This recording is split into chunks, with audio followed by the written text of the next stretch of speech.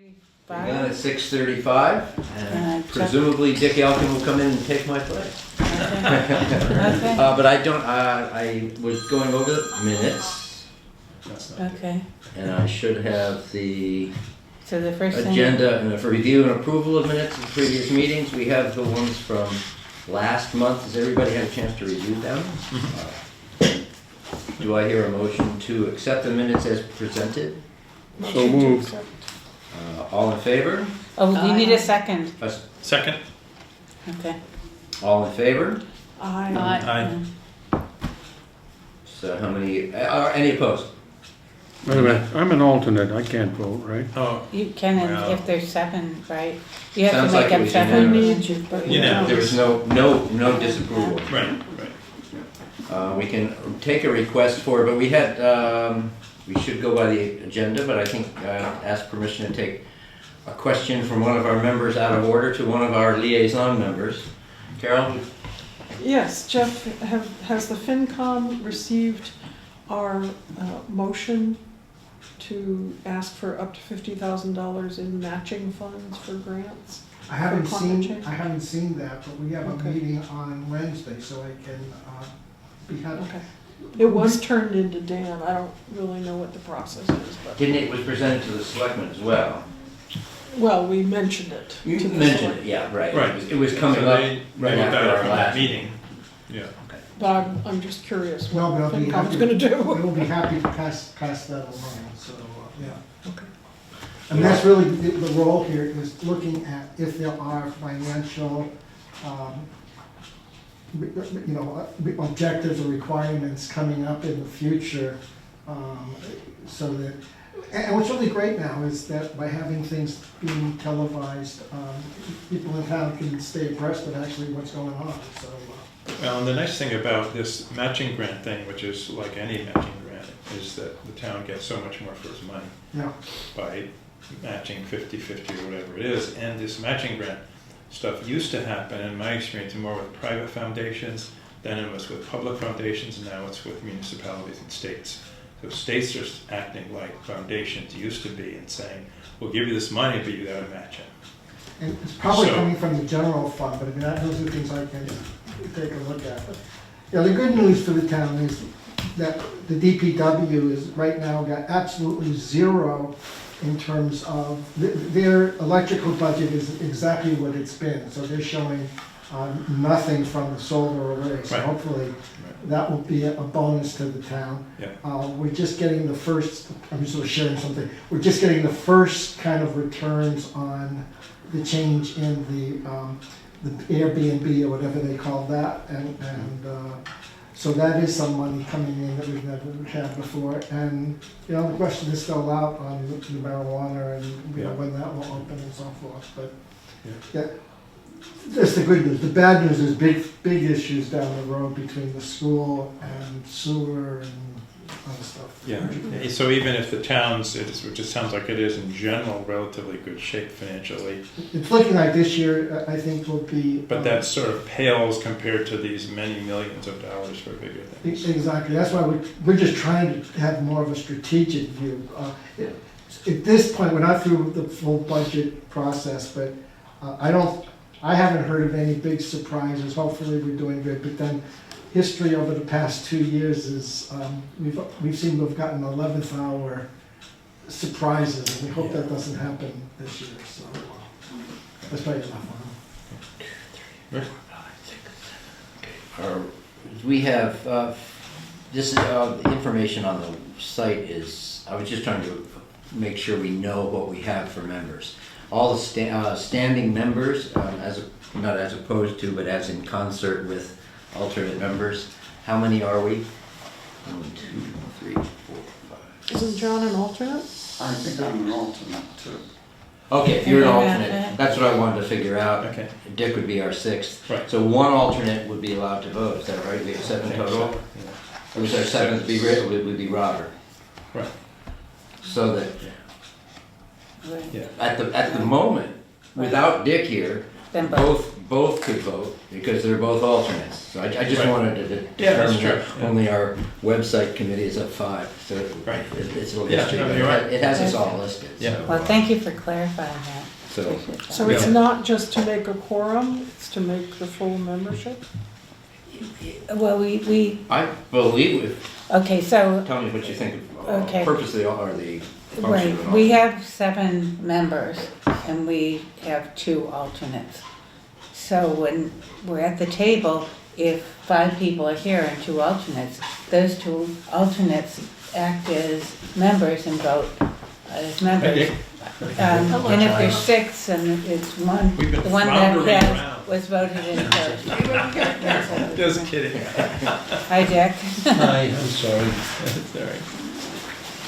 Right, that makes sense to me. So in fact, it was 7-0 for the, 7-0 for the. We've been zooming along and We Chuck accepted is the about minutes, to end the meeting. accepted the minutes, and I'm ready to turn it over to our fearless leader as Dick came into the room.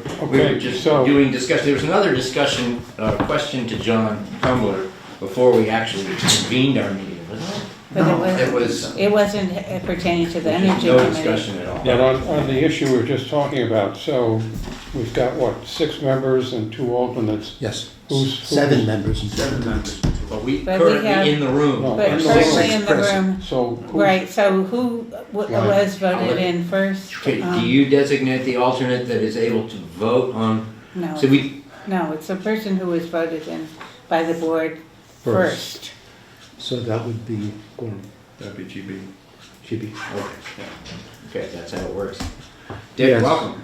thank you, So I we have- apologize. We have gone through, we've approved the minutes from last time, and that's about where we are.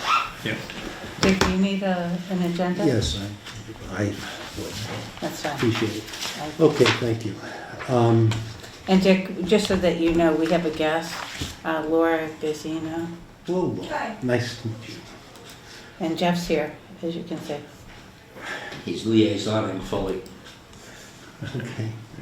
So, the one thing that made preparing the agenda better this month was people sent me topics that they'd like to discuss. So on the agenda, I'd like to encourage that. Okay? That if you have something in particular other than our standard agenda, which may look repetitive from time to time, that would be a good thing. Just send it to me and I'll add it to the agenda. And on the agenda are a couple of items that were, people came up to me in a supermarket, or people just suggested things. So it seemed like they were within our wheelhouse. Okay, so now the next item is joint action with the Truro committees. Is anything happening on that? Not from my, I haven't heard anything back from anybody. I think the last thing, well, I should say, sorry, the last thing I heard was that they liked the idea of having a joint meeting at some point. And I think I mentioned that at the last meeting, although I wasn't officially back in the committee. So it's possible they're waiting to hear from us to say, yes, we want to have a joint meeting Okay. to talk about, just brainstorm or whatever. So that's, I think, on the table. And I think they're possibly, I don't know for sure, possibly waiting to hear back. So I have been in touch with them in regards to one of our upcoming grants. And I reached out to them and I was, Carol Harris responded to me. She's co-chair on their Climate Action Committee. And so the one grant that they're interested in working on with us is the bylaw zoning grant that is going to be funded by the CZM grant, Coastal Zoning Management Grant, and that's due in June. So I sent them the information from the website so that they can take a look at what they're going to need to do and the criteria and make some decisions, and we left it at that. That was sometime last week.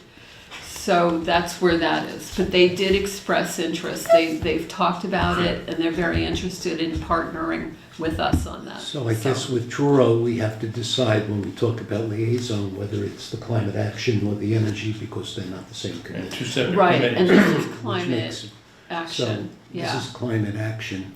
So should we set up a joint meeting with them to specifically talk about this grant? I think it would be a very good idea. Do you want, since you've started the conversation, will you do that? Okay, would it be a night that wasn't our regular energy committee I meeting? think so, because it's probably going to be a smaller group, wouldn't Yeah. you say?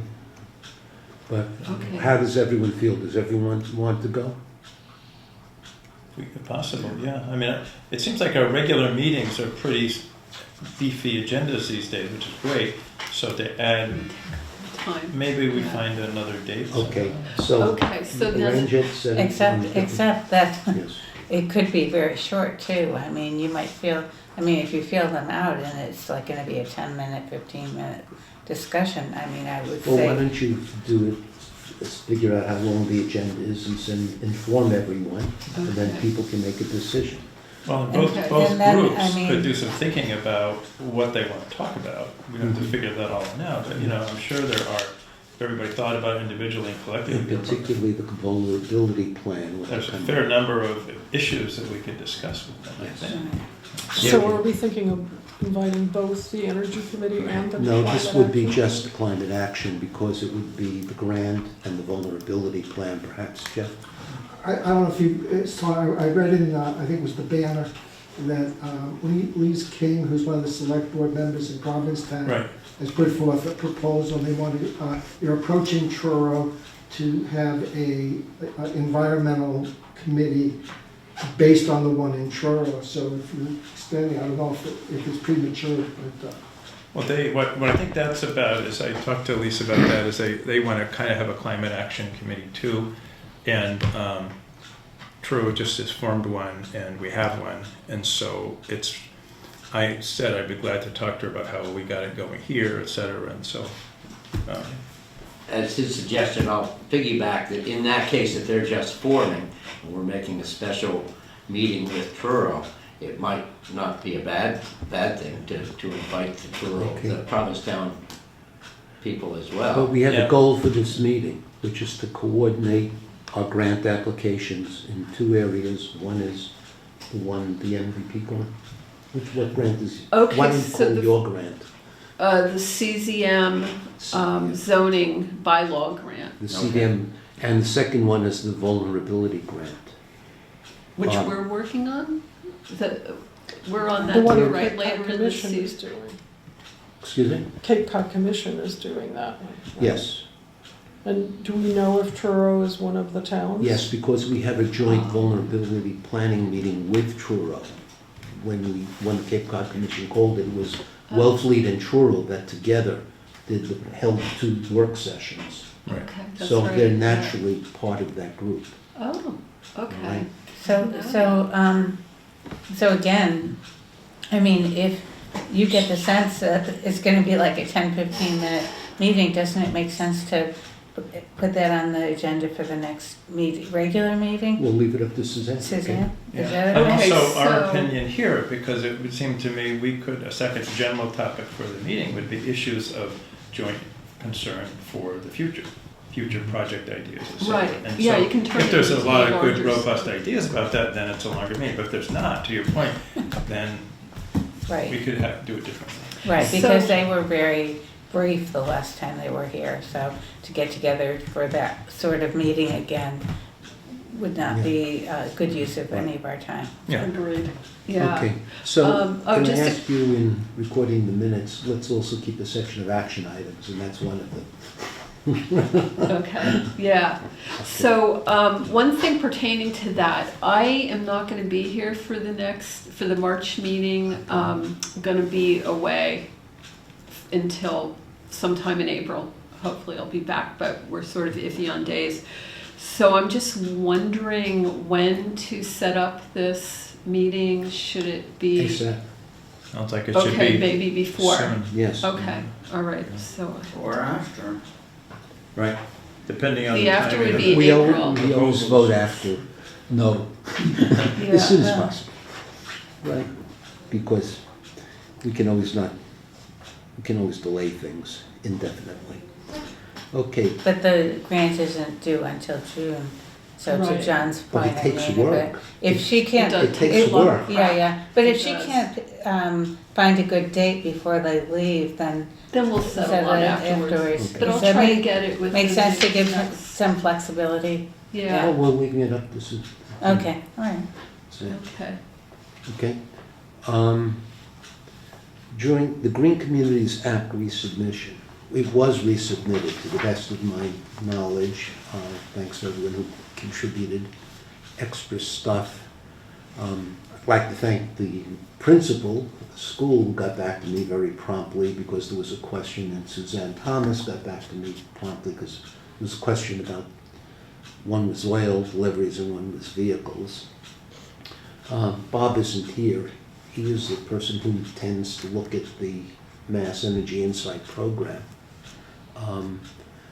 But the issue arose that we had this, we increased our oil usage significantly in a way that it stood out last year. It turns out that when we asked the DPW, they said go to the elementary school. The elementary school had some funds left over, so they filled their oil tank at the end of this fiscal year instead of waiting till the start of next fiscal year. So that's through the plans off. So now we'll keep an eye on it next year because either it should stay steady or go down. All right. Just what to is the- clarify, when you say Green Communities Act resubmission, you're talking the annual report? Yes, we submitted it. They came back to us with about 4 or 5 questions. I sent it out to everyone, I believe. It doesn't look like a report, it looks like a spreadsheet. Right. But there were some questions which, and Margaret Song formatted the questions and so on. So I think we're set on that. Okay, now there's new state pending legislation. I also forwarded everybody 3 bills, but the biggest one is the one that Sarah Peak spoke to us about, which set goals through 2050, by which the state would be net zero, but it set a 50% reduction by 2030 and a 75% reduction by 2040. We, of course, with no information behind it, voted to be net zero by 2030 with no plan involved. But now it looks like it's getting more real. I think we should try to harmonize with the state plan because there'll be much more coordination and so on. We can push it, but at least we should be coordinating, which means that every 5 years there's an evaluation of where your status is and a report on how you're doing and what you're doing to adjust the plan. We're in good shape because we have the Mass Energy Insight and this effort going on from the Green Communities Act that Bob is leading and that we're attempting to measure all these things. And while I know we're not getting very far at it, it's very hard, but we have pushed enough other organizations to help us, including the Cape Cod Commission and the Cape Light Compact, Right. that our pushing helps, all right? It made a difference, even though we have nothing to show for it yet, and I'm sure we won't get any credit for it, but it doesn't matter. Okay, we have other people now helping us out, and it's made its way into the state legislation that they have an overview too, and they have to have plans to implement it, which will mean reporting requirements. Because that's our hard part. We don't know how to measure greenhouse gas emissions on a town-by-town basis. It's easy to measure them on a statewide basis or even the whole New England region.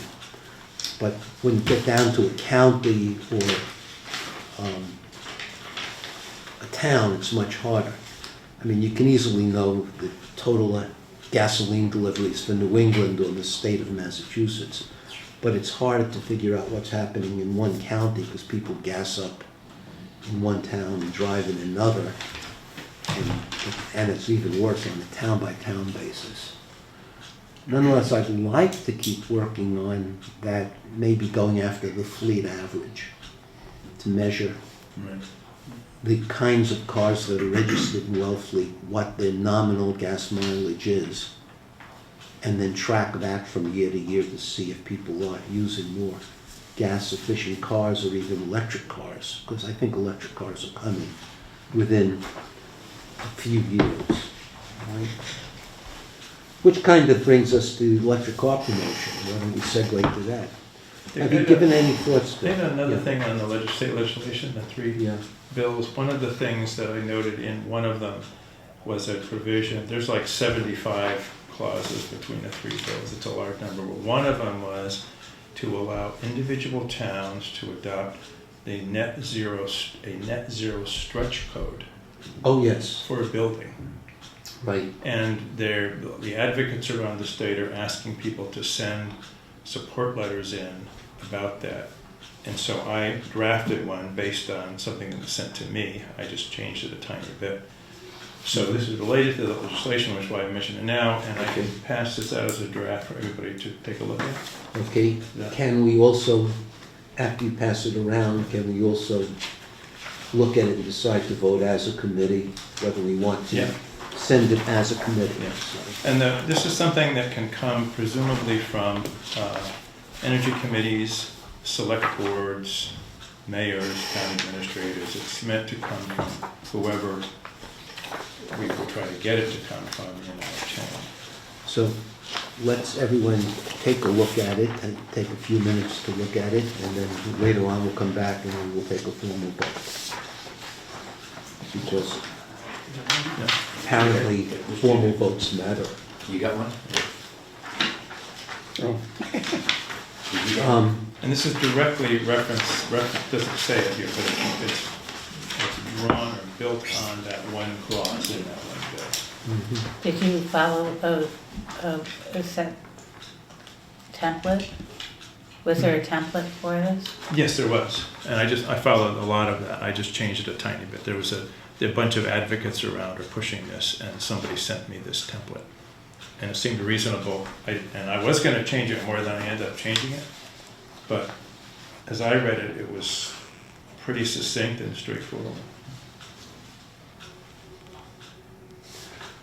So there are two pieces of, there was this 350.org petition. Does anyone know if that's going to be submitted as a citizen's petition? It's already been submitted. It has been. Okay, so then we will, as a committee, get a chance to comment on it. When it comes, as Back. part of the town warrant, yes. Right, so, okay. And we can also show, if we choose to, that we Does the support version that it. was submitted say as soon as practical, or did it have some real dates? I can't remember, to be honest. I think the issue is it's this, a bunch of towns are all doing this. Right, So the wording tried to be consistent across all the towns. but we don't have to be consistent, it can be more aggressive, it's going to our town meeting. That's true. I'm just saying what it was that I Yeah. gave you. Okay, At some we point, we could should certainly- vote on that, or as a committee, right? And that would Yes, show up well- on the town warrant. so that happens in the normal process when the select board get the citizen's petition and refer it to the appropriate committee. Oh, so that'll happen. So that's what I was saying, Right. we will get a chance to vote on that. And I would assume we could modify it at that point to add dates if that's necessary. Why don't we think about what he would like as a schedule?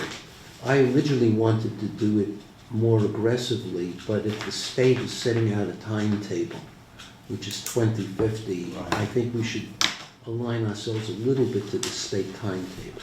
Particularly if they're gonna provide funding. Well, that's, oops. Yeah. The, You know, I have issues with yes. this. I have two issues with this.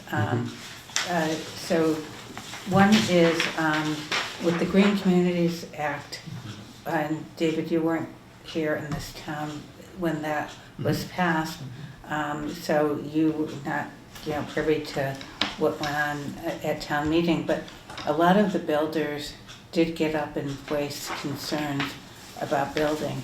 Right. And so I know this is an issue, for the builders, so I will say Well, that. let me It just was add- an issue. It was, confirm that I've talked to a lot of builders and people from other towns, and I totally get that it's, even this plain stretch code is a big issue for some towns. This is even more aggressive, so this is definitely controversial. and I will say also, the other issue I have is that, increased use of electric heat to enable future use of renewables to support grid energy use. I have a hard time thinking that we're going to dictate to people choices like that they would need to make. It says an updated stretch code must address. But So, this is a letter to the state about what the state's code should be. right, exactly, Once the state's code right. exists, everyone has to sign up to it. It's not one town sticking up But as you're, being, yeah, but I. This is input is the idea, I think. Right, and I have a hard time saying that I would support dictating to people that they have to do electric energy. I do, because Okay. Okay. I mean, we don't know what the climate is in the future. We certainly know that it can be a lot more expensive for people to use electric energy. Maybe sometime in the future, when there is a situation where it becomes more economical, or it's You mean that? more air source efficient. heat pumps and ground source heat pumps, which are what are envisioned, are Right. less expensive today than natural gas, which we don't have. And that would be, Which is and way that less could be, expensive than fuel oil. and that would be, exactly the direction I would go in if I was building a brand new house, and I would certainly try to do something that was net zero. I mean, in the 70s, I basically built a net zero house. But So, that's what we're I mean, talking but- about. but what I'm saying is The building code to- is new houses. It doesn't say exclusive use of electric, it says increased use. And an updated stretch code must address. Okay, Must So if address we're going and- to and net increased use, not exclusive use of electric. right. But Right. if we are going to net zero anytime, it has to be based on using air source or ground source heat pumps instead of fuel. And this Brookline Amendment bylaw says no new gas hookups, but it also says that new buildings should also not have furnaces based on fuel oil. They should be air source and ground source heat pumps, and that's part of the building code that the town will be asked, maybe not this year, because I don't think we're ready, but the next town meeting after this, I'm gonna put forward that kind of an amendment, because for new construction, it needs to be, one, it's cheaper, two, if you're building it new, you can amortize any capital costs, although it's cheaper anyway, and three, it gets us to net zero, so we have to look 5, 10, 15 years into the future. Jeff? I just want to point out, the most recent building built in the town is the police station, and it is 100% electric. Yeah, because it's cheaper. So I mean, But, that's the I mean, direction, it's the historically direction that we're speaking- taking as a town, so. Right. Yeah, well, I mean, I can well appreciate that. I just know that I wouldn't want to dictate to somebody who's a private citizen in my town, something that they don't want to do. Well, as a town, we've done everything to move off of oil. We've gone to propane. I agree. And we're trying to go to electric. No, I agree. But it's also important to understand the history of what building codes are. Building codes are always about stretch. You can't build with 2x4s, you have to build by 2x6s, you have to put, that's what building codes are. They've always been that way because that you have to move people off of what they've always done, and the way you do it is the collective community consciousness says, this is where we need to go, this is how we have to do it. And I think I totally agree with Dick, this is sensible and economically the right thing to do, but it's also our job as taking a leadership in the community to say our building codes need to reflect where we are as a community in the present and the future. That's what building codes do. And I also think that we should receive these, if we're to vote on something, we should receive it, not at the meeting, but well in advance. No, I totally agree. But to that point, you say you hesitate to dictate to somebody. Building codes, since they were invented, have been dictating what can and what cannot be done. And this is just, another edition of building codes saying, now this is what can be done. Lillian's concern about being at town meeting, I was sitting next to you at that town meeting, and it was Lightning's concern. But Lightning didn't have a concern because he didn't want to install it. What he didn't want to do is Wellfleet being, if not alone, or at least lonely, so that a Dennis or a Yarmouth contractor comes in and can say, I can undercut you by $20,000 But he can't, because he's building it in Wellfleet. He can't, I know that, but that was Lightning's concern, but not just Lightning, but a number of concerns, he was the spokesperson, was that, and your answer, that this is encouraging the state to make that, Right. somebody would have to come from out of state, and it's a state bylaw, that isn't going to be their concern anymore. Right. Because the cost is consistent with everybody that's within the region or that might work in the region. So the state, this purpose is not going for, we were going green communities sort of on our own and stretch code sort of ahead of a lot of the curve. So I think encouraging the state to level the playing field for everybody, Well, and then we're doing what John is. Can you explain what stretch code means? Yes, the state has a standard building code, but then every 3 years it gets more and more stringent. The next iteration, which is 3 years in advance, is called the stretch code. When it's after 3 years, that becomes the code, and they come up with something even more ambitious. So that's what a stretch code And is. the So one what, that's being proposed and work done and advocated for is the net zero stretch code, a more stringent stretch code. but it will still, if it's adopted, it will be the next iteration. So one of the requirements to apply for, which is what we were doing, for the Green Communities Act and be a part of that, was that we, 3 years ahead of time, adopt the stretch code. So that Lightning was looking, but I got a project that's coming up next week and I'm competing with somebody in East Amarillo or further down the way, and it's gonna be hard for us. And he was just His economic analysis is a little bit faulty. First, he thinks, I'm competing against my next door neighbor for the same business. But he doesn't realize you both have to bid to the stretch code. Right. Therefore, his neighbor does not have an advantage over him. But the stretch code, in fact, makes the initial construction a little more expensive, which means both of them get more labor out of it. Yeah.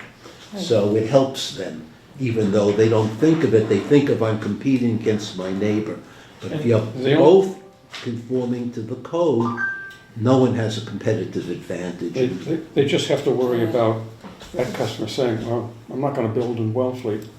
Well, there were other. Highly there were- unlikely. There were other concerns as well from the builders, but also this doesn't specify new home, and it doesn't say anything about historic. Well, the stretch Historic code stru- application Well, I specifies mean, that. What about historic structures and historic buildings that want Well, There's a different renovations? clause in the building code for building modifications. Right.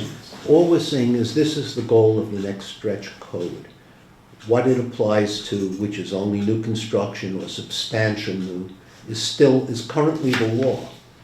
But I did see something that came across my emails, and I didn't read it as thoroughly as I should have, but it was some concerns about historic structures as well. Well, that's So- a whole other Yeah, thing, that's in the I mean, I that's in the don't know. legislation, how to deal with historic structures. That's just, the reason I brought this is because it was fit under the agenda heading of the state legislation. It's Right. not, I'm not asking anybody to vote on this now, because Well, I I know think it we should be should. sent to my head. I'm happy to do it, Yeah. but the point about this is not saying anything to Wellfleet. It's not saying to Wellfleet, you must do X, Y, or Z, or do this. It's saying to the guy who sets the standards, the BBRS group, it's saying, we, the Energy Committee of Wellfleet, think you should develop a net zero stretch goal with these sort of principles behind it. That's all it is. Now, we could decide to, I don't think we need to go to the level of having the select board send the letter. We could, but We could I ask them. suppose we could. We should, we And I don't can send know- one, we can I ask. don't, you know, that's a very good point. I don't know that we have, as an energy committee or, you know, or with the, you know, before we had the expanded role, if we ever sent a letter independent of the Board of Selectmen, Of course we uh, do. Sure. where? We send letters all the time. We sent the letter asking for a leave of absence for David. We sent But all to the kinds of Board letters. to the Board of Selectmen, through the Board of Selectmen, we serve at the pleasure of the Board of Selectmen. We can So- send letters. I don't even know if we can. So I mean, I We think. can send letters signed as the Energy Committee. We were just given this. Right. So these are the questions I would have prepared and probably more, because you know that this is what I do. Yeah, okay, You know, so I, you know, try to look at all sides of everything. okay. So it's not, you know, talking about my own personal likes or dislikes, it's just trying to be responsible in the role that we're placed in. There is one point. When we put out an agenda, this is not town meeting. We're not bound by a handbook for town moderators. When a topic comes up for discussion, we have a lot of liberty to talk about that topic. All right, the agenda is to inform the public of the kinds of things we're going to talk about. It doesn't limit us because we are not a regulatory body, and aside from sending a letter, we don't do anything that, you know, we just make recommendations to various people, so. So do we want to think about this and talk about it at the next, and potentially vote on the next meeting? Is or the vote next on it meeting now, or on vote on it time to never? have, is the next meeting sufficient time to have an impact? I don't know what the time frame is. So, I mean, I can't Wish I vote knew. because I'm not a voting member, but I can make a contribution why are you not a voting member? because I'm an alternate. Suzanne is the last alternate. Oh, you're a full member. You're promoted. You're a full member now, right? No, I'm an No. We alternate. can't have three alternates. We have We only two have two. I'm a full member. But an You are. alternate, you And can we have make a Robert, contribution. we have Robert, so that's our 7. 1, 2, 3, 4, 5, 6. Robert Shapiro's not here, so one of you two, who was appointed first? You sit- Okay, Okay, GB. right. But John can make a comment. Yes, Of course. it- Realistically, Wellfleet's built out, so we're talking about very little in the way of building in Wellfleet. The impact of this is for the state, and I think it's very important, it's crucial that the state move in this direction as quickly as possible. And if waiting till the next meeting might delay the impact of this, I think it's foolish for a committee that's dedicated to getting our community and the state to net zero, not to move forward on something that's so clearly in the interest of the community and the state and all of us. So Well, I would will say, just to your point, this is not, really isn't just out of left field. I didn't bring it, I didn't want to bring my paper, but I also was sent copies of letters that were almost exactly like this, slightly customized from, I think, 4 different towns, Brookline, Newton, forget the other 2, that have already gone out, in some cases from the mayor, in some cases from the select board, in some cases from the energy committee, that were on official letterhead, that were sent to the same place to advocate for this new code. That's all. And so, And we certainly can do this individually. So official letterhead sounds good. We should invent some for us. Does Well, anyone I'm not have saying any we have comments We on should that? what? Invent one for us. As a member of the audience, would you care to Create comment? one. Well, I think it's a really good idea that you push forward. I don't think there's a lot of time to wait, and I'm really pleased to hear that this committee is so proactive. and really on the front end of the cutting edge. So yes, I think you should go forward, and anything you can go forward to get to net zero as fast as you can get to net zero. Great, thank you. By the way, we normally invite guests to sit at the table. It's a little crowded, but we don't. No, I'm Okay. fine, I just moved here so I can actually Including- hear. Okay. Jeff? When the stretch code was adopted, it was because we, as a committee, together with the town, embraced the green community. And that was really what we were trying to do. And in fact, what you're trying to do here is simply going green plus plus, or whatever you want to call it, which Right. is, we want to go beyond green. At that time, that was considered to be the limit. I think that's what you're pointing out. Right. And I think what we're saying now is that what we're aiming for is net zero is the next stage. And I think it makes perfect sense to say that we'd like, one and way to affect that is through the stretch code. So having a stretch code to do this makes all the sense. I think what, and I apologize for not sending this out ahead of time to Dick to send out rather, but nonetheless, because of the urgency and what people have said, and I just think it's so crucial myself, I'd like to make a motion that we send this letter to the Massachusetts Board of Building Regulations and Standards as written, to make our views known about the development by the state of a net zero stretch code. I'll second Okay, is there any more discussion? I'm just gonna, I know, Yes. I'm going to repeat and drag on things, but the concept of net zero is, that's where we have to be. I mean, we're way past reduction, we have to be talking about net zero, and I think Right. that's why we have to There's do no this. choice. Right. Okay, any more discussion? Then I'll take a vote. All in favor? I can't vote. Yes, sir. Okay. Opposed? Okay, but it passes. I see that we'll do this so that it's signed by the Energy Committee, and I will send it out. So send me the original, and Yeah. if I'm really good, I'll invent some stationery for it. I will send you an electronic. Thank you. Unless Jeff wants to take a shot at it, because he's pretty good at that stuff. Okay. What about the 350.org is, you want to talk to that, John? Explain what it is? The petition? Yeah. All the towns on the Cape have petitions going to the board, select board, well, actually going to get put on the town warrants. Basically requiring the town to, all the decisions the town makes have to address the issue of net zero. That's what it's not as specific as we would like. It's, in some ways, it's redundant for Wellfleet because we've already signed on the mayor's covenant, the mayor's covenant. So, but I think the symbolic point is for the Cape, all the towns on the Cape, to come forward with this as a. Does the Global Covenant of Mayors have a time frame to reach net zero?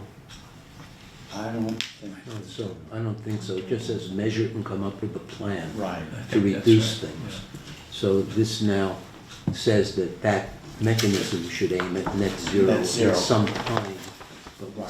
they still didn't specify The the time, time. but they did, but the net zero is crucial to that.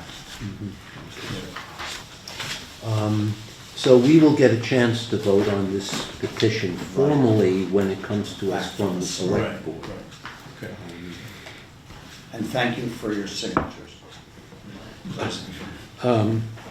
There's another is there another one? We're not submitting anything about the Brookline building code, right? Well, there is another thing that I will try to draft before the next meeting about some cities and towns around the country, and so far, I think just 2 in the state. And you'll bear with me because it seems irrelevant to us because we don't have natural gas.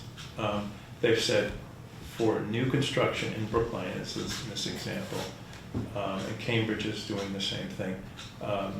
Natural gas use is prohibited except for stoves.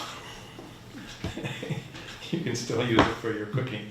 Anyway, that's what they've done, and what the idea here would be to say, basically it's another way to say we don't want fossil fuels in Wellfleet. Mhm. And so if there ever was a move to extend the natural gas from Eastham, Mhm. right, into Wellfleet, we would be able to make a statement and say, it wouldn't have any legal authority, I don't think, but we could make it be known, I guess it would if it was at a town meeting, that we don't want that in this town. Well, if you prevent new connections, that impacts the economics of anyone considering the natural gas extension. Right. I mean, Two that- things. First, timing. Yeah.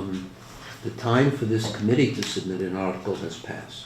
Okay. Right. The time for citizens to submit Just an about. article is coming up quickly and will occur before our next meeting. Uh, If you'd like it, draft it, and I'm sure you could go into any store in town and get 10 signatures. Do you know what the deadline is, anybody know? You could call town hall, I think it's like It's 24. it's coming up soon, but I Yes. couldn't in mind. There's a But schedule you- on the town website. Yeah, but you will have to do it as a citizen's petition. Right, So that Okay. means the wording's up to you, and then okay, it'll come I'll back see what I to can us. do, okay. And propane is not on part of what you're Right, talking this is about. specifically about natural gas. Be careful about that. I read it as quickly, it's Yeah. not only prevented, it said all carbon-based fuels, that means fuel oil. I know the Yeah. the description of it says You'll have to take a look at it natural again. gas, Yeah, but I read it and said, this is preventing new construction from using fuel oil and propane. New construction from using fuel oil and propane and having to be and electric. well, it's kind of it's very connected to the potential of the net zero stretch code, actually, because if you think Right. about how buildings are heated, Right. that's just be for new construction, but we could also make a statement about natural gas or So anything else. it may be, if you want to do this, or in this town meeting, it'll have to be done in the next 2 weeks, or we could simply ask to study it. Yeah, I don't know if I can get it myself. Yeah. In terms Well- of my time, actually. David, where are you getting this from? Is it from some organization or is it? Various people, some people on the Cape have sent me things, the Association to Preserve Cape Cod, the Massachusetts Climate Action Network that I used to be on the board of. No. I mean, through Outer Cape Energize, people around the Cape call me about things and So- they send me. So things. this There's different bylaw places. was passed by Brookline and Cambridge, and it's in the courts in Cambridge. Right, So it's kind of on hold, which I thought Right. might be a Give little, us some time. well, I think we might want to study it for the next town meeting. Well, that's instead of gonna this give one, us yeah. some yeah, time. I kind of think so. Okay, The deadline for petition articles will be the 27th, because it's the last working day before, that's prior to March yeah. 1, so it's the 27th. I think that's- For So this- petitioned articles. And it was January 31st was the deadline from departments and committees. Okay, right. okay, so we'll look at it. So let's put it on the agenda to read it. Why don't you send it to me and I will send it around. And we'll look at That's it a at good the idea. next meeting. That's a good All idea. right, so send it to me for the agenda and we'll specifically look at it. Yeah. Okay, that takes care of town meeting articles. Electric car promotion. Let's talk about that. First, that was Lily. You were going to take the lead on that. Did you do anything yet? Think about it? No.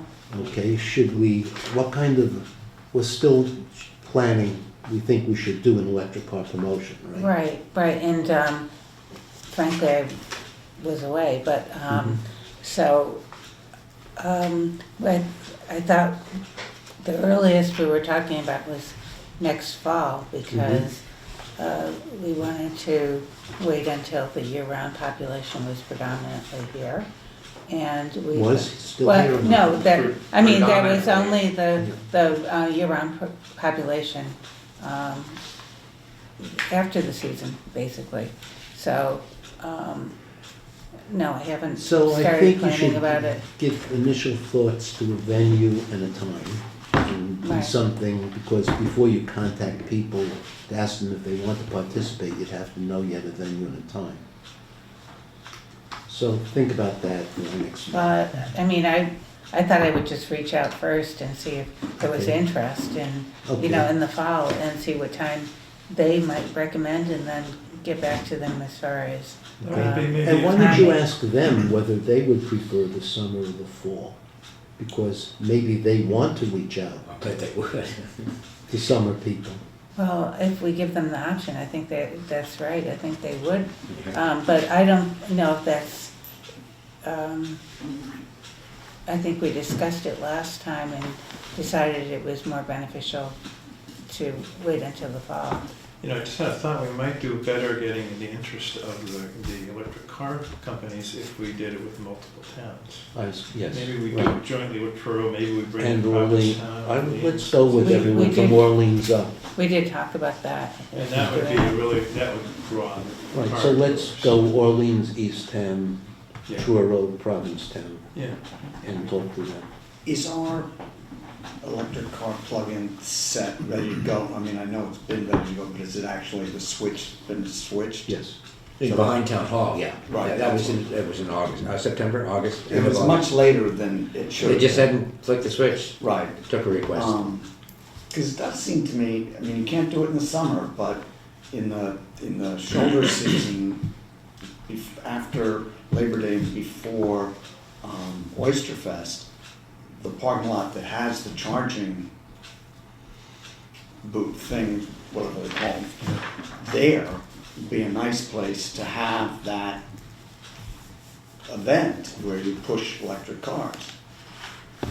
You need to park it on. In the with that town many hall parking lot. Cars, yeah, Yeah, yeah. but that's what I'm saying, you wait after the season, so that you can't do it in the summer. I talked to Dunkin' Donuts and see if you could put one out there on the highway. Dunkin' Donuts called for a charging station in front of their store and have it in before we do it in the fall. Well, that would give us a Isn't lot that more. more? So Or let's some talk place- about similar where place they in put Eastham. charging stations. I have some thoughts about it. Having seen someone drive up and need a charge. There are 3 levels. One is level 1, which means you plug it into your house. It takes about 18 hours to recharge your car. So that's great for overnight, if you're gonna leave it there overnight. Level 2 takes 4 to 6 hours, which means you have to put it someplace where people want to leave their car for 4 to 6 hours in the normal course of their daily lives, because nobody wants to, you're not gonna drive your car down, charge it, and then walk 2 miles home. And the level 3 takes 15 minutes to half an hour to fully charge a car. And that should be in places where people will be for 15 minutes to half an hour. Level 3 ought to be highway restaurants, maybe gas stations. Okay? What are the ones behind Town Hall? Totally misplaced. They're level 2s. There too. Okay, no one's gonna spend 4 hours leaving their car in town hall while they peruse the shopping center. Let's say downtown. downtown. Let's say that. Downtown, right. And they can plug it into And their they house. probably would get a ticket if they did it. I'm joking. The place where people leave cars for multiple hours in this town are the beaches or the movie theater. Okay, because that's where in your lifestyle, you leave a car for a few hours while you do something that doesn't inconvenience you. So people will come to the realization as more people start driving these things, then they'll know where they want to put them. Right. But behind town hall is not a good place to have put it. Fortunately, we weren't consulted, so. And it's only to the central district. Right. There are people that live there, gonna have a meal, go out to supper. But that's, I mean, that, Well, the harbor would be the place where people would. Yes, the harbor's another place where you would be for 4 hours, Right. 3 hours. You can leave your car charging while you go out sailing. Or Unless, went to a restaurant. unless they get flooded out. Right, yeah, I think. I'm gonna have to leave shortly, so. All right, so, Is there something you wanted to? Yeah, talk about? but I just sort Sure. of, and this is just a point of information, the COMSCOM is redoing our charge to accommodate climate change as centrally important. We're still in that process. It's a long, very tedious process, but we're thick in the middle of it. And is the aim to move towards proposing bylaw changes or zoning changes? Yes, but it's also, you know, in our charge, so it'll go from us to the select board. then Who is to our set? Conservation. Conservation Conscom. Commission, and then to town meeting, and then that will become the new regulations. Would you think that would be a year from this town meeting? I think so, we're not ready to go Okay. into this now, but I just wanted you to know, we are doing that. Good to know. And for anyone, you know, it's a very laborious process. We brought in the APCC to involve, and it's a long and laborious process, but I think it's well worth It's it. very important. Yeah. That's great, you guys are doing it. Thanks. Yeah, Okay. yeah, thank you. Review of the grant application. Thank you. Could you give us a status update? Yes. Thanks, John. Carol and I met last Friday, February 7th, with Margaret Song. We had a very productive meeting about the Green Communities Grant for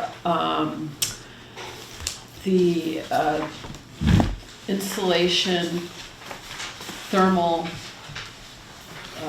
drapes. Thermal and- blinds, yeah. Yeah, there's a certain name for it, but about that. And she's going to partner with us. She has all the resources that we need. She's very used to doing this grant, so she's going to give us a helping hand. And let's see. When's the deadline for that? That is March 27th. So she's going to actually be the registrant to go into the website where you apply for it. And it's also the same website where you constantly get notifications on what your particular grant might need or any updates to the grant in general, any questions that the grantors might have for us. So she's going to handle that part of it, in part because we're going to be away towards the end of it. So let's see. So one of the things is that there's going to be a question about, there is a question about who's going to manage the project. Okay, so we've been in touch with the 4 municipal buildings that are interested in having window treatment done. And I've been in touch with the elementary school. They're very on board. They're about to get back to me on measurements and such. I've been in touch with the COA, and Suzanne Thomas actually said that she would prefer windows to window coverings, but my understanding from Margaret and from Dick Elkin is that the state awarding the money does not find window replacements effective enough, and one of the grant evaluation criteria is bang for the buck. Right. And Did you windows let- apparently don't meet Did you, that. did you? I tell let them? her know that Yeah. tentatively it's unlikely that we will include windows. And I've been in touch with the library, who is meeting, the trustees are actually meeting tonight. So they were suggested by Jay Norton, who was very helpful to us. I asked him if there were any other buildings beside the 3 that we started with, and he suggested potentially the library. So Jennifer Woodkin is going to get back to me about that tomorrow. Great. And Margaret is going to arrange audits. There haven't been audits since 2014, but Rise Engineering, I guess, is part of Cape Light Compact. They They're do the works for them. subcontractor. They're subcontractor. Subcontractor. So Margaret is going to arrange those Great. pretty fast. 'cause Very fast. Well, and We that want to get yields this us grant in. that could lead to some other issues for the buildings to address too, in addition to the window. Yes, Rise Engineering will have. They do a If- building-wide energy audit typically. It's- Yeah, I'm Yeah. not sure whether they're gonna do a building-wide audit, Oh, or they're just She gonna didn't say concentrate that, on the right. thermal shades. Yeah, It'd be So- more efficient to get the whole thing done. so maybe we should get back to Margaret and ask Yes. her to do a full. And that's kind of what they're set up to do. Right. Right, they Yeah. can walk into a building and know right away where they should think about what they should do, because they've been through our buildings much more frequently than 2014. They probably come once a year. Yeah, so. We don't have reports. Yeah, but I think that's really important to remember, that these grants can be up to, what is it, 500, what, thousand? No, I think it's I think it's 250,000. What? It's I think it's the 200,000. green, 250 is the I think green, it's 250. It's 250? green communities. Yeah. Okay, it used to be a lot more. Okay. So whatever you can do to max it out, yeah.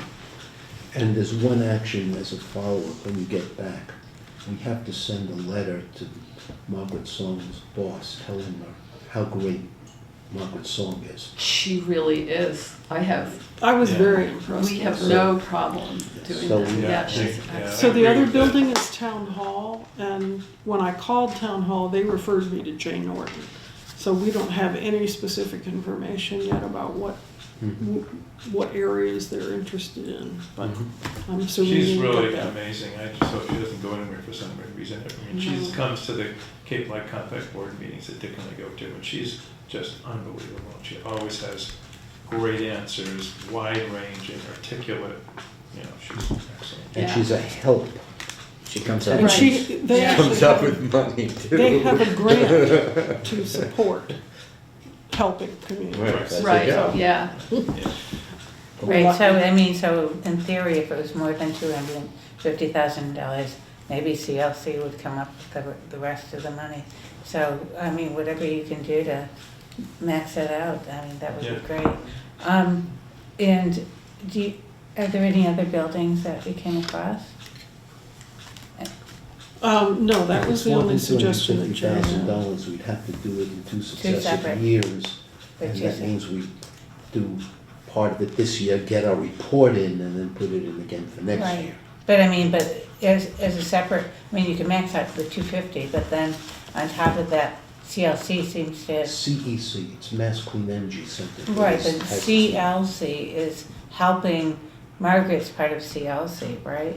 She's helping write the grant. They don't have Right, funds so- to do this. I thought they give towns money for She different didn't bring energy that up. efficiency. I would think she would have brought that up, though. Yes. No, Or maybe I probably not, I mean, but I mean, Dick, you know that, right? We Well, can ask for I money can for find out, things. we can find out, I'll keep it in mind, whether or not CLC has funds to support it too. They do. Let's figure out what it will cost and what the maximum we can do is. So we're basically waiting for the audits to be done. And then Okay. we're gonna put tables together, the narrative and the budget, Right. the whole thing. Yeah, Great, yeah, thanks for doing that, that's true. Yeah. Okay, I'm glad to have her help. Yeah, oh yeah, yeah. want to talk about our meeting with on 95 Lawrence Road. Yeah, I got started because I got asked to speak to the 95 Lawrence Road Task Force about energy efficiency for the new Building. affordable housing project.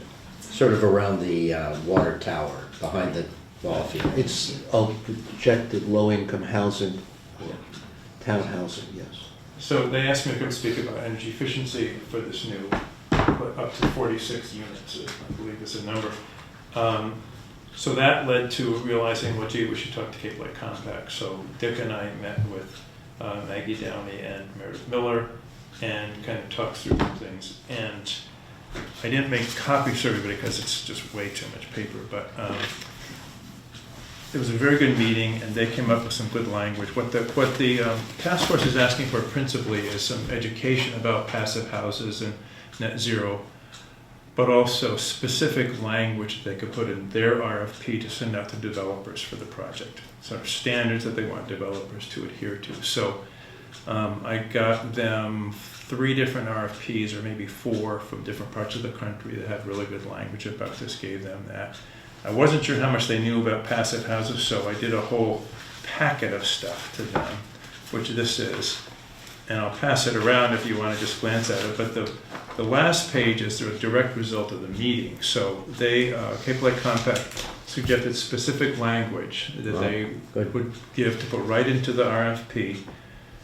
They also, after the meeting, called me and said, we will, they have a new construction expert, new construction, probably an engineering firm or something, that is a vendor that works for Cape Light Compact.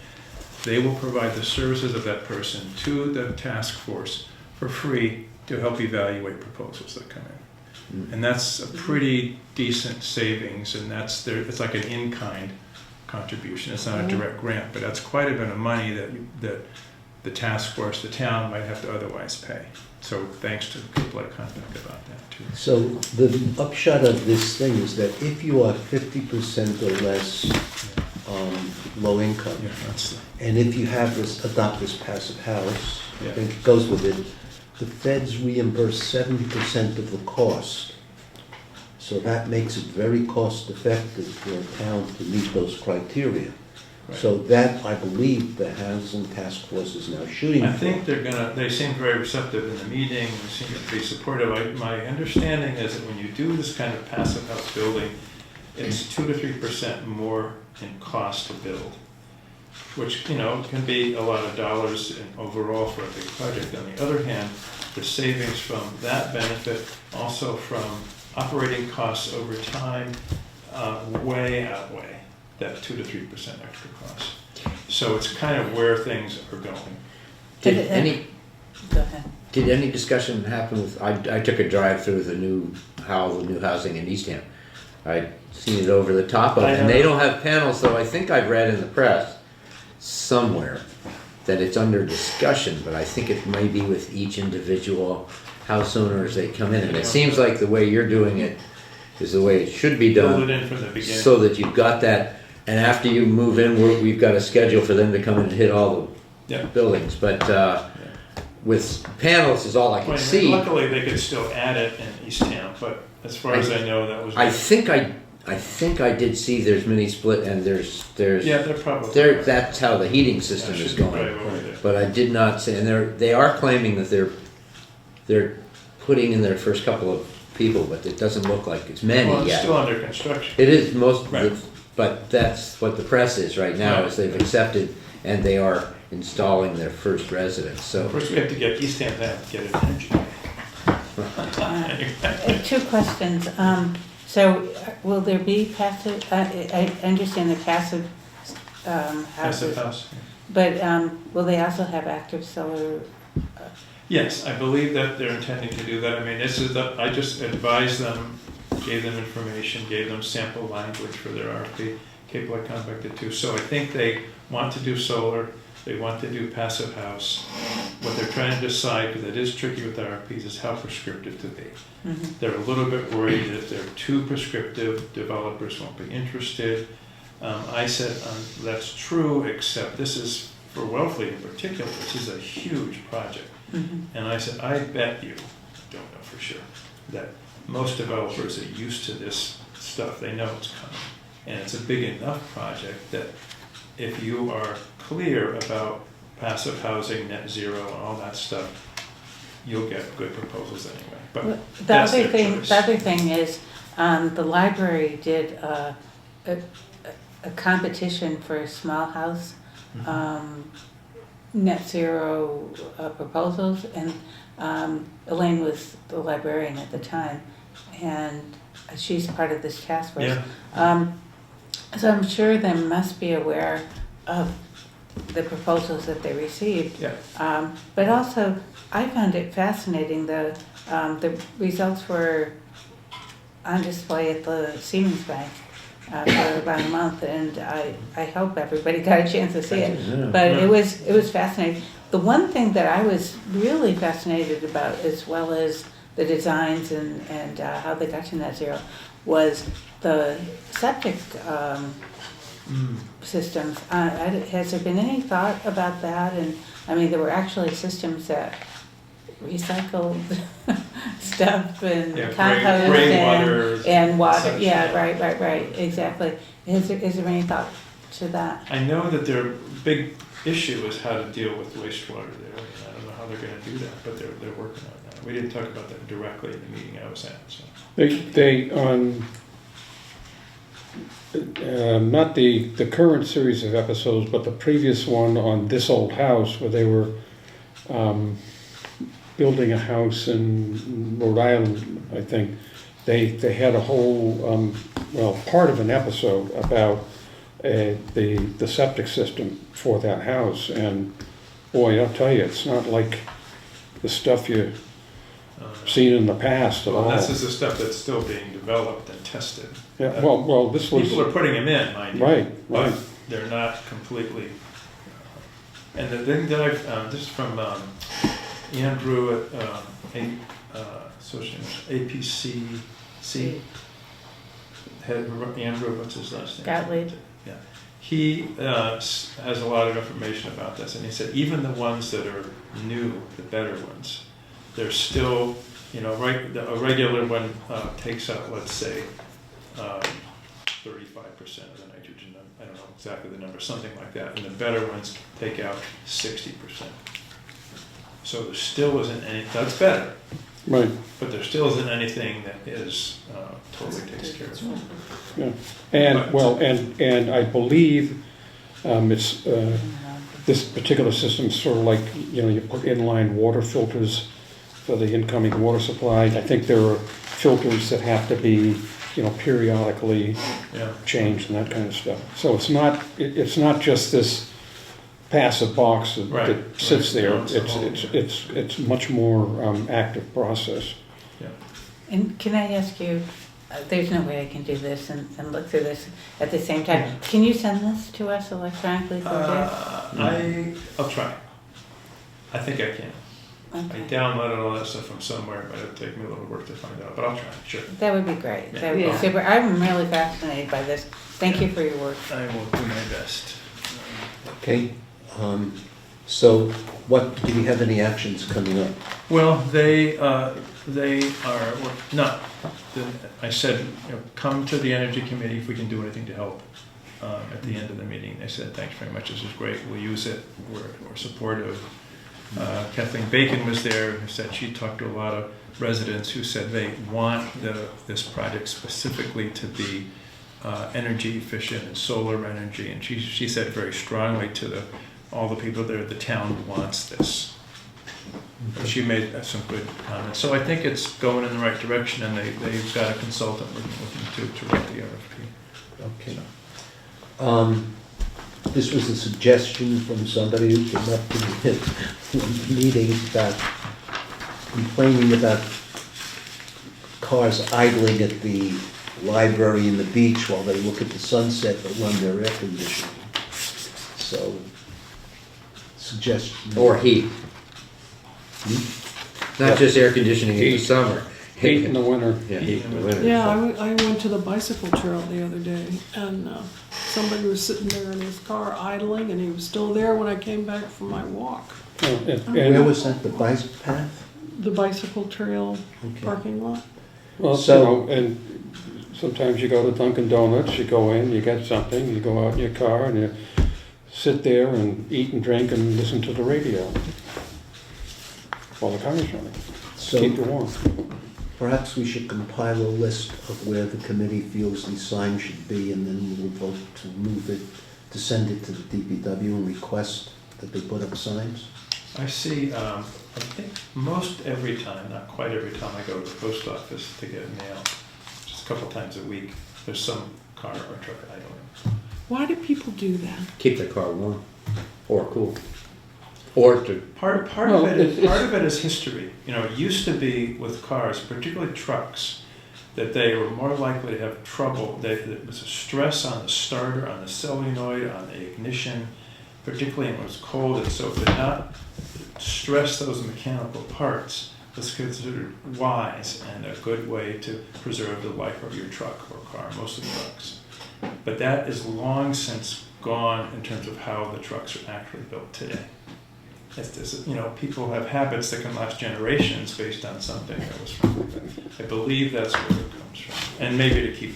My grandfather told me, never turn your car off. Yes, that's what I'm telling you, that's the way it used to be, and that was suspected actually as much. true in the past, it's just not true now. Well, it's interesting that this was brought up. I mean, in Wellfleet, there's probably not as much of it going on as there are other places, but this is a real problem with big trucks at courts, especially at courts. I mean, Oh, yeah. and truck stops and Yeah. whatnot like that. It is it's a huge I problem. think there isn't there a sign at Wellfleet next to Town Hall? In that, I almost think there may be a sign already, but I may be wrong. They car, Probably you're right, Right in the by place where- where the deliveries are. right where the deliveries are. But Fumes going up into the offices. No, I think No, it's it's for delivery deliveries across Yeah. the way, and they just Oh, leave okay. them. But we should, do people want to mail me suggestions for where they think they've seen things idle? I'll put it together and they will forward this to the DPW. Yeah, great. I do my best, but I've done it at the Wellfleet Library, the post office in South Wellfleet. If I'm running my computer on its Exactly. and The all of a library sudden- and came then up because people want to use the Wi-Fi in State Wi-Fi Pool. outside. I do My at the post solution office is and at the keep the pier. library open. Yeah, May not save energy, but that's what people want. yeah. Dick, Why should it, as far as protocol is concerned, should it go to the Board of Selectmen as opposed directly to the DPW? I mean, do It we? depends on whether or not they have enough discretionary funding to put signs up. Yeah. that's I right. mean, just as a point of what our authority is that, I mean, should we be going through the Board of Selectmen on something like that? The DPW puts signs up all the time, so the question is if they have enough funding and they feel they have the authority, they will. Otherwise, they'll ask the select board. Let's just get the list of where we think it ought to go and we'll figure out. Maybe it does have to go to the select board. Okay, we talked about the Global Covenant of Mayors, but how's Robert doing? Does anyone know? He's our contact. His health is not good and he's concerned. I mean, Yeah. he was not clear when He'd be back. or even if he would be back. So, We're gonna have to backfill for that position. You know, he's been carrying the load for MEI and doing the analysis. he has. Wish him well for us, when you talk to him. Planning board climate change model bylaw? Yeah, there are a couple of things in that. There's a planning board meeting tomorrow night, and I'm gonna be discussing with them for the first time, I think, some ideas about working on, as a planning board, climate-ready building codes and zoning bylaws. And it's basically to recommend that we, the planning board, become proactive, not just reactive. And the reactive stuff is crucial. We have to be able to decide if someone's doing a subdivision properly. That can't go away. But this is a discussion that I'm looking forward to having with them tomorrow night. The second piece is, and Dick had mentioned this before, I think, the Cape Cod Commission is doing some model bylaw development for Eastham and 2 or 3 other towns I think, around the Cape, specifically to having climate issues embedded in bylaws. But I checked with them, actually, the commission, and it doesn't include building codes. It's just zoning bylaws, which is a different thing. But that's not in our purview, and they're going to have that done, I think she said, in about sometime over a year from now. Doesn't have to be done So- before we adopt it. So just in terms of the Energy Committee, the point is that I'm going to, in a sense, act as a liaison to the planning board by being on the planning board and have a discussion with them about this, and I will let you know how it goes. Okay. So, to make your life even more fun, I was reading the submission for the Herring River, which is going to the Cape Cod Commission, Yeah. and without discussing the merits of that, the sections that you kept filling out, they had to keep filling out, had to do with, does the town have a vision plan for where they want to be in 20, whatever, didn't say time, and if so, how does this conform to your vision? Of course, we checked no, because we didn't have a vision plan. Well, that gets to the But the comprehensive question plan, is, maybe. why don't we, no, this is a separate thing, the No, I comprehensive know, plan. but our comprehensive plan could be a vision statement. But it's a plan, it's not a vision statement in general. It's Yeah. a map of the town and how you envision it being in 20 years or 10 years. We ought to research exactly what this thing is and whether or not we should ask the And that's planning what the board. commission's. It's not the Cape Cod Commission But doing no- it, it's just that No, no, if but I you think have they- one, you have to conform to it. But they've been hired by some towns, or they funded some towns to do that kind of visioning, where they literally, there's an overlay map that I saw in the Cape Commission website, where they say, we're gonna have in these vacant parts of Orleans, we're gonna have cluster housing here, and solar array there, and better drainage, and there's actually a mapping Yes, it is a map. that What you you can envision. envision these things.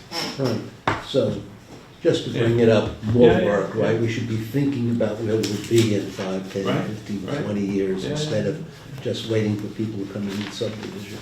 Right, exactly. So, Yeah. has nothing to do with anything in the Energy Committee. No, but it has to do with a lot that matters for the town. Okay, status of the PV on the landfill, there's no change, we're still waiting for the land court to give us title to the ground under the 5 poles. Although, I guess I should write to Jerry and see whether or not they could take out title insurance, Or something. yeah, for 5 poles, so we can. Is if that- is there like any, approximate time frame for that to get? Nobody knows. I wonder if we can find out some kind of time. Ask the land court. Or ask whoever our lawyer is working it through the land court. Okay, Maybe they have some idea. all right. How about the consolidation of the billing meters? Is there any change in that? Well, the simple answer on that is, Eversource says that if somebody has 10 or more accounts, they can get what is known as statement billing. Right. I asked the person I was speaking with about this, who informed me about statement billing, could I get a sample of that? Actually, I asked, could I get a trial statement bill for the town? In other words, provide the accounts that would go on the statement bill and get a trial bill. No, we can't do that. But I don't think we want that, just do that. Well, because- here's where I'm coming from, Deb. We may have to just simply do it, but what I would rather do is get a sample of what a statement bill looks like, so it's clear to somebody who looks at it what information is on it. So I can go to, what's her name, Jean Layton? Yeah. Accountant. Gene, yeah. Out at DPW, who, Okay. the process is this, The town bills would be subject to the consolidated bill, go to the DPW.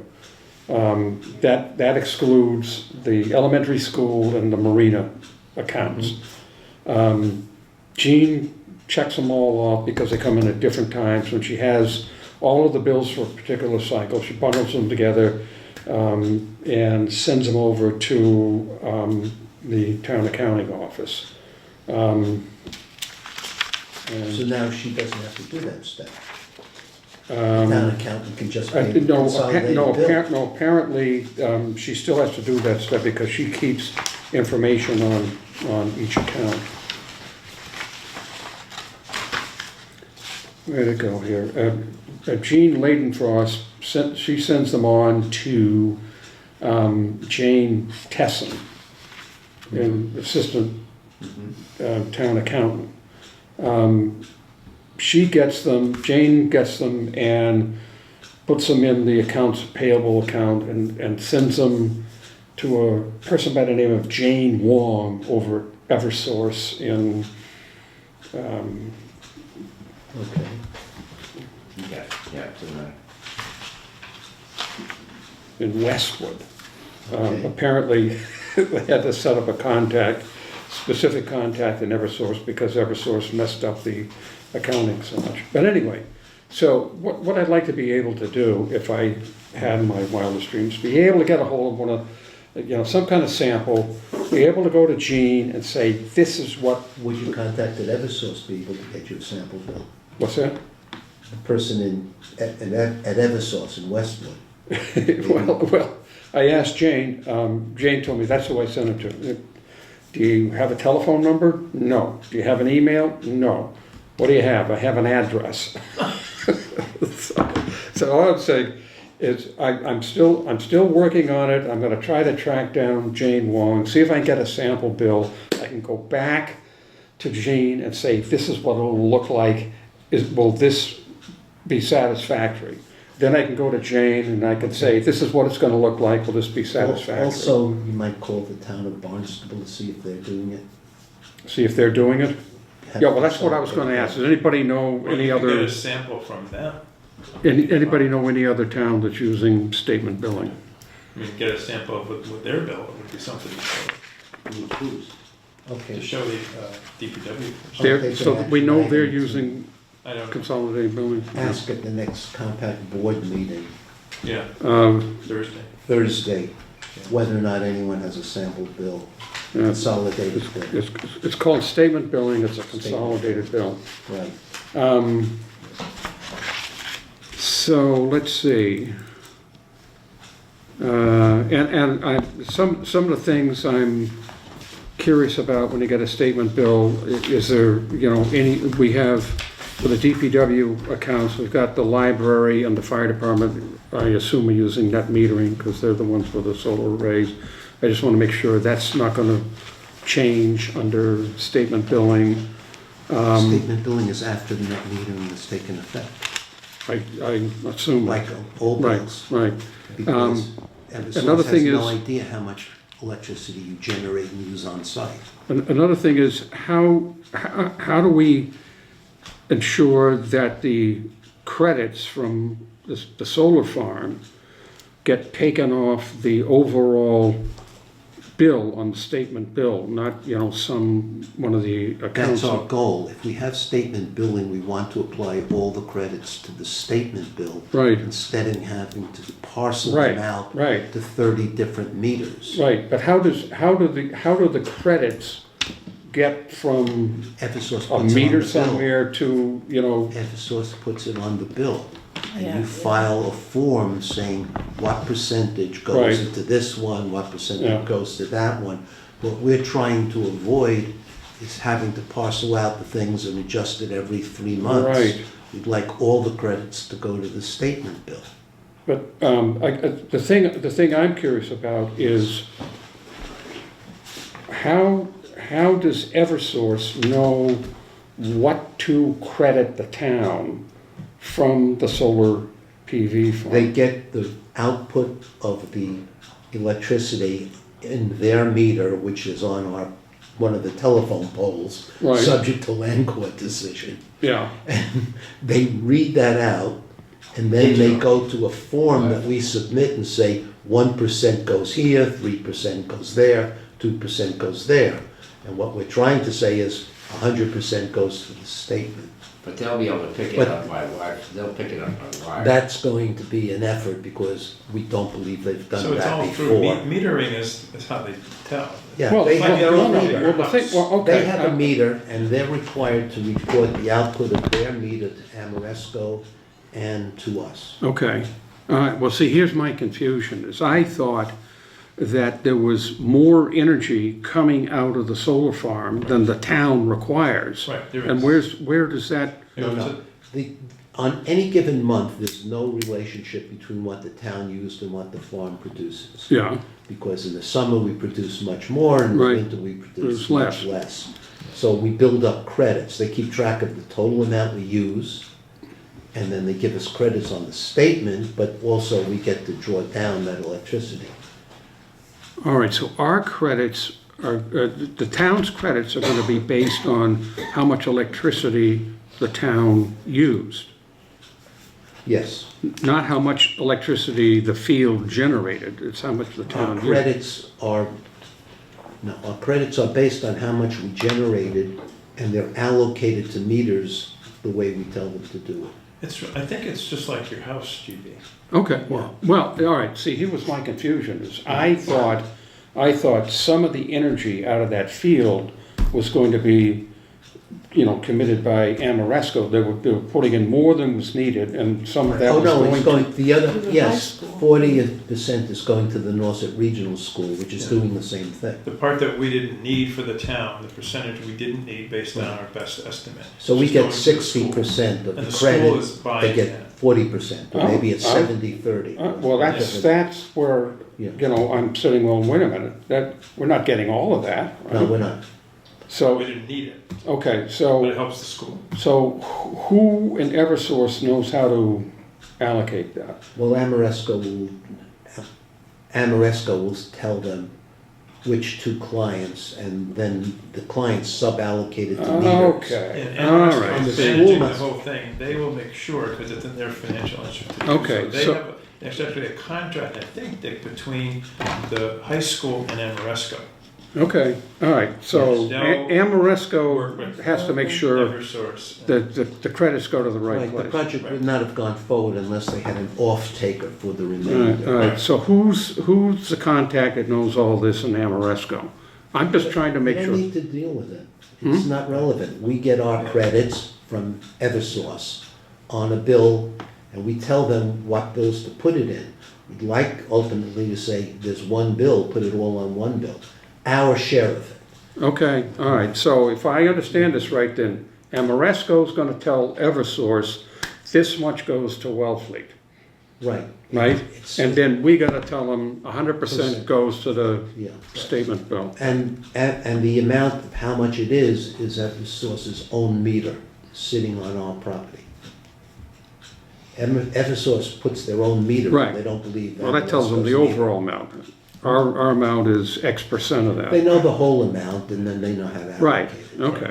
okay, all right.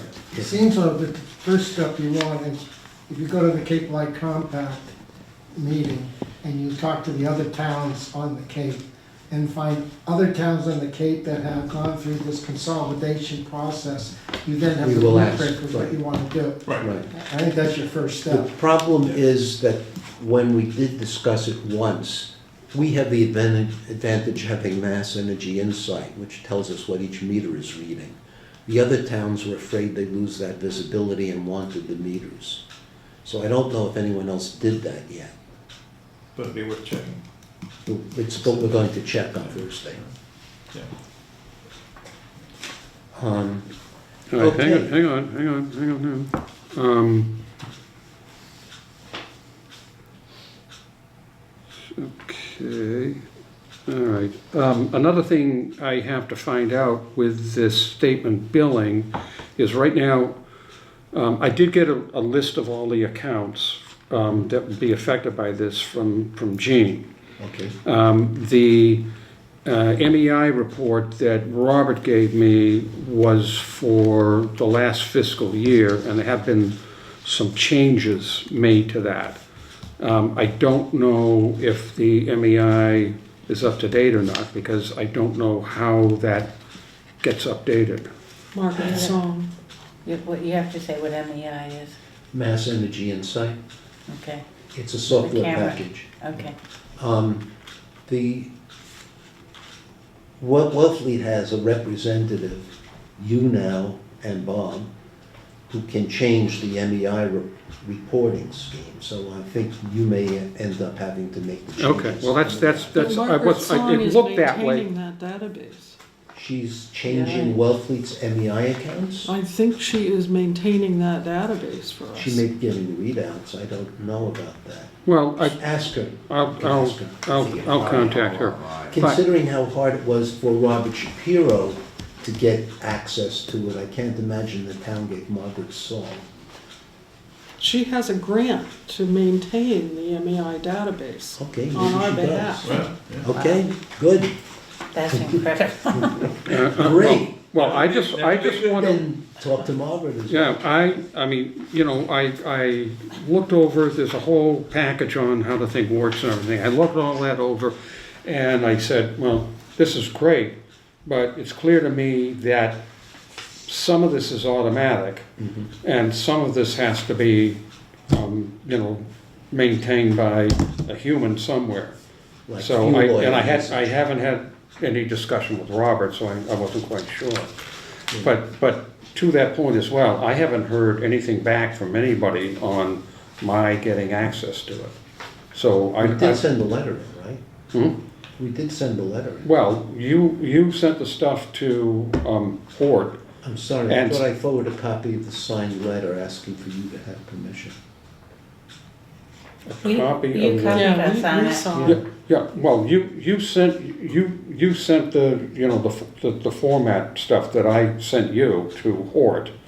Yes, And He signed it. he was supposed to sign it and send both a hard copy and a PDF to Lisa in, and I think he came back to us and said he did it, and I forwarded it to the whole committee. You did forward it to the committee. Yeah. Check your never saw it. email, I'll check my email, and we'll see whether it got lost in the ether. okay, all right, so that's all been approved. Well, it was forwarded to them. It's approved at the town end, if you haven't heard Oh, of that. okay, all right. But we haven't heard anything back from Lisa Somerville or Yeah, whatever. but probably it's worthwhile giving her a ring. Well, that was gonna be my question, is it okay if I call her It's up and always say, okay to call people. what's going, well, it's not that, Dick. It's You don't like, stand on you know, ceremony. some people are like, well, you know, I want to speak to your boss, you know, you can't call me, so. In Wellfleet, you might as well do it yourself, because no one else can. All right, That went out on January 27th, or at least a notification to the committee, so you might look at your emails on the 27th of January. GB. Okay, anything else? who's got Margaret's contact info? I'll get that from you. Margaret Song, Yeah, do you have it? Amazon, Not that. immediately, but you do, right? No, I'm Yeah. gonna go to the Cape Light Compact website and look at staff. You can find her on the website. They Yeah. have their staff listed. oh, okay. Yeah, All right. there's like 15 staff, she's one of Well, and the only other thing is, at the last meeting, we talked about getting in touch with Robert, and nobody had his phone number. And I sent him an email, said, can you share your phone number? And he said, sure. So he gave it to me. So does anybody need his phone number? That's a very good point. It may not be on the agenda. But would everyone please send me your email address and phone number again? And I will share it with the committee unless someone violently objects. Because calling people is not as easy as it used to be 20 years ago when there was a phone directory. Yeah, that's a good idea, I think. Yeah. And if you have Robert, send his too. GB, you have Robert's, so please send his too with yours. Okay. So that we'll have the whole committee.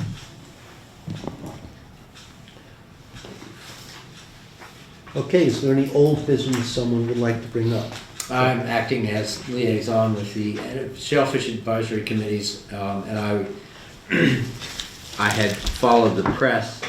A lot of their whole last month has been taken with overwintering regulations and using the ones that they made last year, and it's quite a brouhaha. And then I noticed that part of their efforts are to enlist the Center for Coastal Studies for doing imaging so they can find gear that's on the bottom. I saw They're going down that road. there's add a new line to Shellfish Department 179 budget designated for aquaculture gears. Cleanup, Center for Coastal Studies will help us this year. It would allow us to hire boat assistants for more days of cleanup. Boats continue to pull up lost aquaculture gear even as recently as Thursday. So that's people that are dragging and coming up with Yeah. gear that got ice damage last year.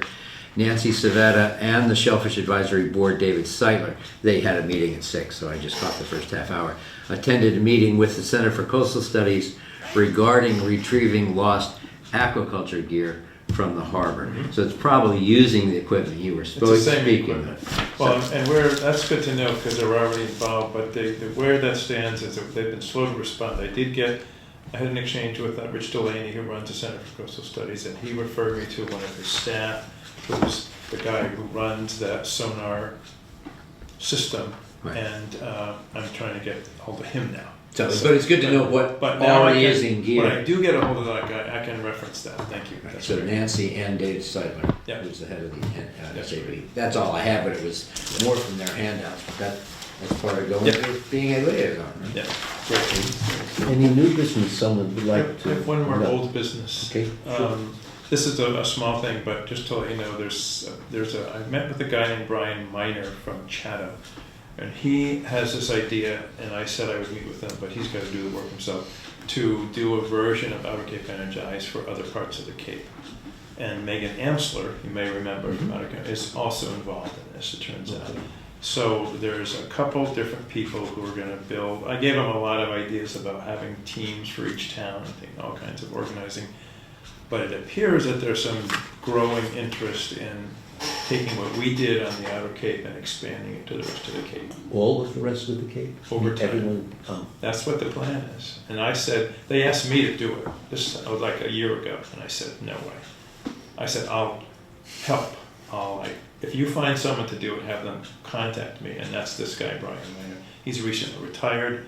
I think he's still doing a little bit of business, and seems like a good, smart guy and has time. We'll see what happens. So I don't know where that'll go, but that's just an FYI on that. How do you spell his name? Miner. Brian Meyer, Chatham. so you heard resident. from him recently? Yeah, I met with him. Yeah, I met with him a couple weeks ago. Okay. So, we'll see. Can I, Any new business? can I correct one thing I said? I said Lisa Somerville was the DOER contact, it's Lisa Sullivan. Oh, yes. Mr. Sullivan. Green Communities Regional Coordinator, Southeast Region. That's, what was her predecessor's name? Seth Pickering. Seth Pickering, right, yes. She's the new Seth Pickering. I hope she's a better speaker. We should have her come to one of our meetings. Well, if I speak with her, you want me to just throw that out, or? Yes, Okay. when you speak to her, invite her, let her know what meeting would be convenient. Now, we had set our next meeting, right, Yes. which was early March, I assume. Yeah, let's see. In the minutes, actually. Yeah, it says March. Is it Nine? nine? I think it was March 9th. Okay, I've got March 9th. March 9. okay, so now let's set April's meeting. The March 9th meeting is March 9th is at 6:30. is that what everyone likes? Are you gonna be here? Yes. Okay, and so April the 6th is a Monday, that's the first, and then the 13th, and we have to worry about is when is town meeting? But it's not 22nd, so that's, okay. So unless we conflict with one of the forums on Right. pre-town meeting or meet the candidates, let's pick March 3rd, April, Monday, April 22nd 13th. of April is the, That's Easter Monday, is that going It's not to? right. Wait, which one? Yeah. Different town. What? Yeah, we're to Monday. What date were you It's gonna be the proposing? 20th? Well, the second Monday, which is The Monday 13th. the 13th. It could be Monday the 6th. Does anyone have a preference, and does Easter Monday affect anybody? Easter Monday doesn't affect me, but I'll be away that week. The whole week. The next week, okay. Just that week. Which Would you week? prefer- Prior week I could do the 6th, The 6th? but, you know, whatever. Oh, the 13th you'll be away. Do you Right, think you're Okay. back, Suzanne? right. Oh, yeah. So the 6th, When I we am do- back, Yeah, okay. yeah, I'm only away 10 days. so the 6th? The Yeah, 6th. it's up in the air. Do you know? All right, I really, don't. Yeah, that's very iffy, For so, both meetings? no, the 13th I can definitely, Okay. Well, either way is fine with me. You're doing that grant, that's important. Why don't you go with the 13th? So- okay, yeah. But you Yeah. won't be That'll here. be Yeah, submitted. well, that gets me out of the meeting. Monday, the 13th, okay? Yeah. Send me agenda items. Also 6:30? 6:30. Is that convenient for everybody? It will be Sure, lighter by yeah. then. It will be. Yeah, It does happen eventually. Okay, 6:30, Monday, You're the just not good 13th. with any later than that. I'm sorry? You're not good with any later than the 6:30, right? That's hard for I'm- you, okay. I was All up right. at 4 o'clock, I mean, I'm like, Okay, all right. Okay, got it, all right. I keep trying. Can I make a motion to adjourn? I'll second. All in favor? bye. Aye. Okay, thank you very much.